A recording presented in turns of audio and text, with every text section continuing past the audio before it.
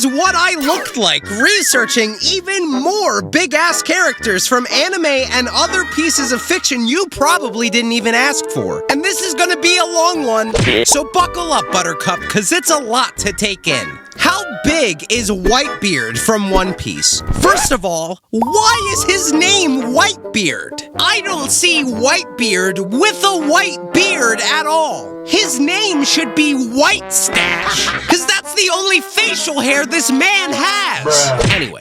This dude looks like your average old man at the gym when you see him by himself. But when you see him next to others, you notice the true horror. This Unk is actually a titan. Whitebeard is a whopping 21 feet and 10 inches, which is 6.6 meters tall. That's taller than the tallest giraffe on Earth. Did someone give Hulk Hogan stilts? Because what the f is this circus act? It doesn't help that his laugh has a mind of its own, too. Like, what the f is that? You know what? I'm just gonna laugh along too, so he doesn't eat me! Maybe he could teach me how to grow a white mustache too. Beard! But if you know anything about One Piece, you know it doesn't end here. How big is Dory and Broggy from One Piece? You know, Dumb and Dumber? These laughs are more than enough for me to make a U-turn and to go back to where I came. Like, come on, what the f*** is that? And now we got an even more accurate depiction of them thanks to the One Piece live action. Lovely. Because somehow it's even more terrifying than the anime could possibly make it. Look at Broggy towering over the ship.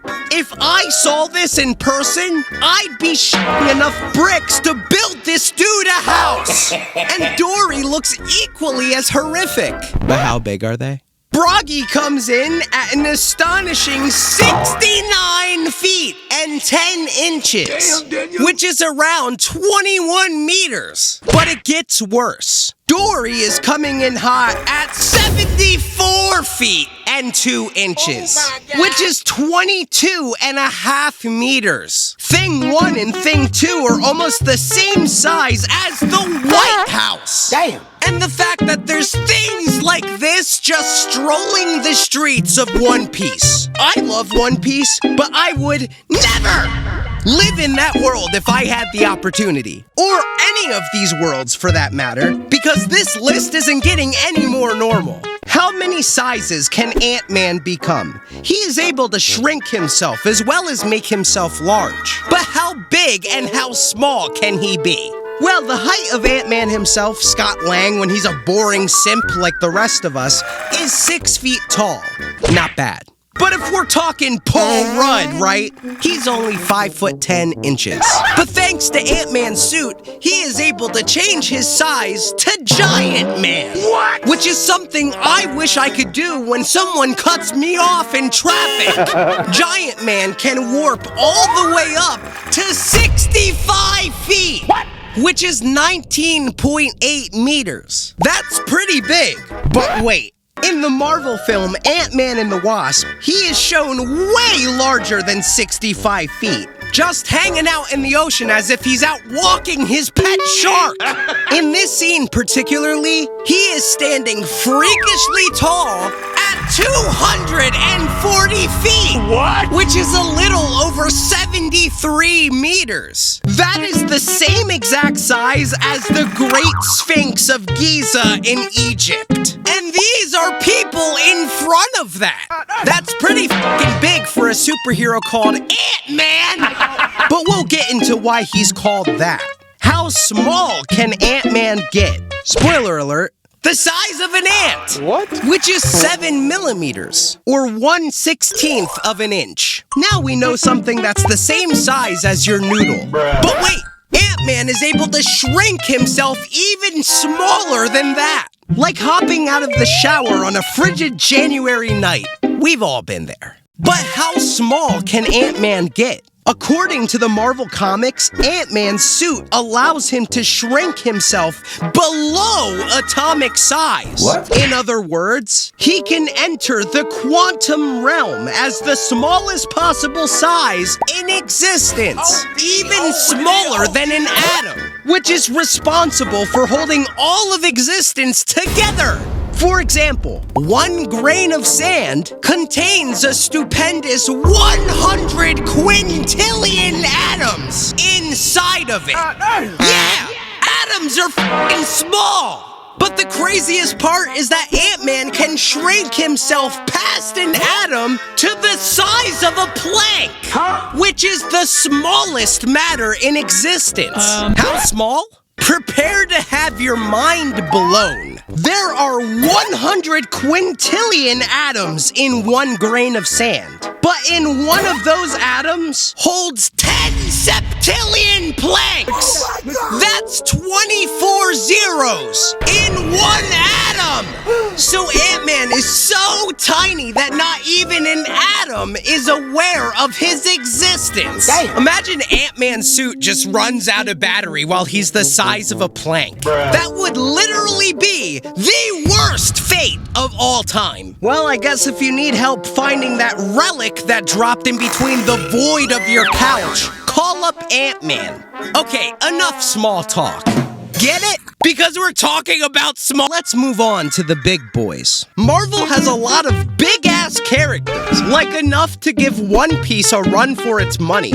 Like Exatar the Executioner, for example. Just look at this guy! Towering over planets like the Monday morning sun about to ruin my f***ing weekend! Well, how big is this astronaut? Apparently, Exatar is about a staggering 3.7 miles tall, which is 6,096 meters. Do you understand how long that is? You would need to walk about 14 to 15 laps around a track just to walk the full length of this dude. My boy is reaching out to Thor like grabbing a handful of sunflower seeds. Maybe Exatar can become the Exator and get the f*** away from planet Earth. Let's try that plan. Are you ready? Cause it's gonna keep getting worse. Remember Mother Snake from Toriko? The big pink danger noodle that stretches to an idiotic 136,701 miles long? Which is 220,000 kilometers? Well, I hate to burst your bubble, but there's another character in Toriko that's even bigger than that. And no, it's not what you're thinking whatsoever. Prepare your bum. Take a look at the almighty Gourmet gods. These deities apparently existed before the Gourmet Big Bang that caused the birth of all ingredients. So Gordon Ramsay's parents, although they resemble humans, they are shown as different colors of energies. Okay. Look at these motherfuckers in this panel, which reads, "It looked like a harmonious family gathered around a dining table, having a meal." They're using the Milky Way galaxy as their dinner table? Can you guys kindly use the Andromeda table? Because I'd feel more comfortable living my day-to-day life without the thought of 5 godly beings standing over me while possibly eating our planets like mozzarella balls.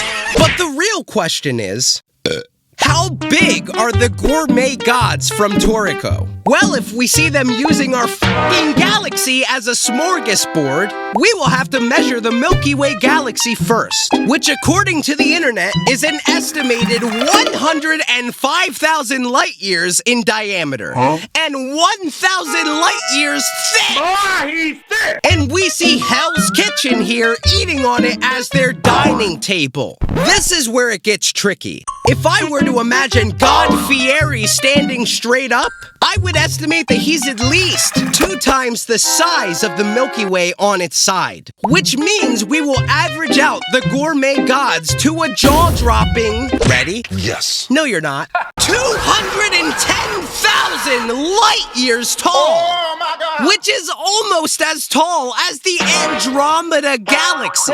Look, I know we all gotta eat, but could the Snacks in 5 go to the other corner of the universe to do it? Please and thank you. I thought Galactus was the biggest character in Marvel history, but it came to my attention that I was wrong! What? There is another character in Marvel that is even bigger than Galactus. How is something bigger than all of space, you may ask? Don't ask me.